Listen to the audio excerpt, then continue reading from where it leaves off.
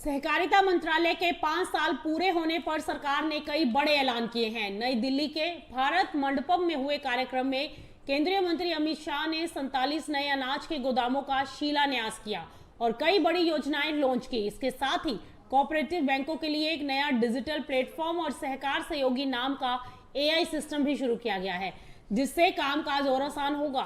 सरकार अब सहकारिता के जरिए गांव को मजबूत करना चाहती है।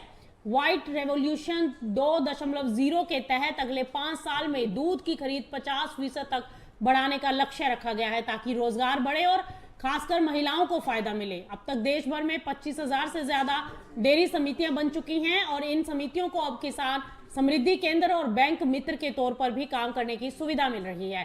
साथ ही डेयरी से जुड़े किसानों को रुपए किसान क्रेडिट कार्ड देकर सस्ता लोन भी दिया जा रहा है। डेयरी सेक्टर को और मजबूत करने के लिए नई कोऑपरेटिव संस्थाएं बनाई जा रही हैं और Sardar Patel cooperative dairy federation के जरिए लाखों किसानों को जोड़ा जा रहा है। कोऑपरेटिव बैंकों को भी राहत दी गई है। अब ये बैंक बिना ज्यादा झंझट के नई ब्रांच खोल सकते हैं, घर तक बैंकिंग सेवा दे सकते हैं और ज्यादा रकम का होम लोन भी दे सकते हैं। छोटे कारोबारियों को अब बिना गारंटी के लोन लेना होगा आसान। PACS यानी गांव की सहकारी समितियों को मल्टी काम के लिए तैयार किया गया है। ये अब 25 से ज्यादा तरह के काम कर सकती हैं और हजारों समितियों को डिजिटल सिस्टम से जोड़ा जा चुका है।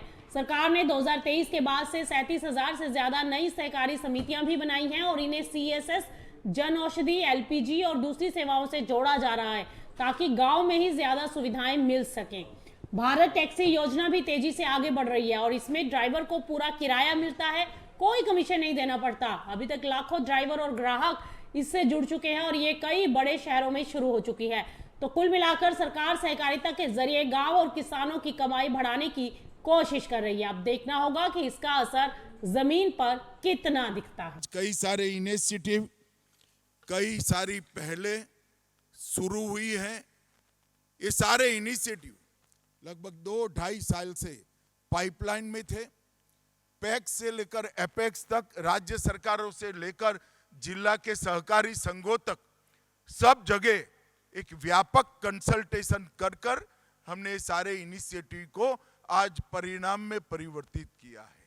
मैं इस पर बहुत ज्यादा बातचीत नहीं करना चाहता, मगर आज इस मंच से देश की जनता को निश्चित ये बात कहना चाहता हूं कि NDA की परंपरा रही है, भारतीय जनता पार्टी की परंपरा रही है।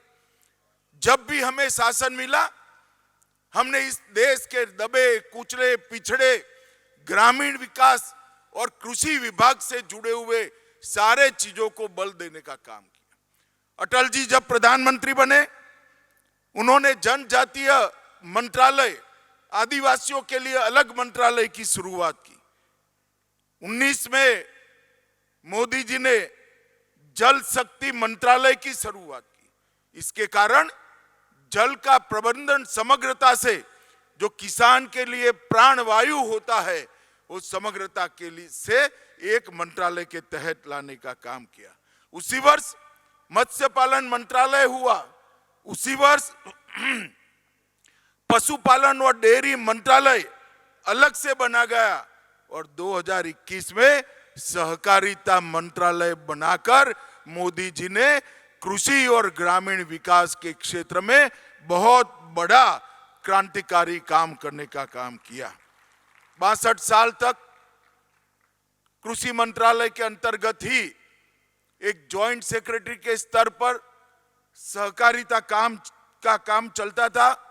आज फुल फ्लेज सहकारिता मंत्रालय सभी राज्यों को और 8,30,000 सहकारी समितियों को साथ में लेकर आगे बढ़ रहा है।